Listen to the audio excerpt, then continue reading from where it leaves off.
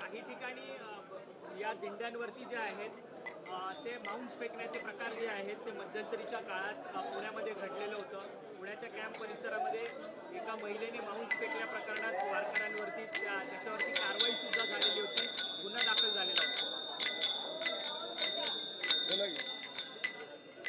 वारकरी संप्रदाय आणि वारकरी संप्रदायातील सर्व वारकरी भक्त यांची गेल्या काही शतकांपासूनची परंपरा आहे आणि वारकरी सर्व जगाच्या कल्याणासाठी त्यांच्या चांगल्यासाठी प्रार्थना करत असतो आणि पंढरपूरचा पांडुरंग हा देशातल्या रंजल्या गांजलेल्यांचा, गोरगरिबांचा, 12 बलुतेदाराचा, 18 पगड जातीच्या लोकांचा, शेतकऱ्यांचा, कष्टकऱ्यांचा देव आहे।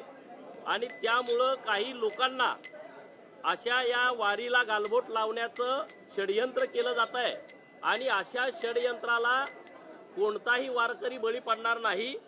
ज्या पद्धतीनं वारी ही पहिल्यापासून चालत आलेली आहे अशी पुढं सूर्य चंद्र असे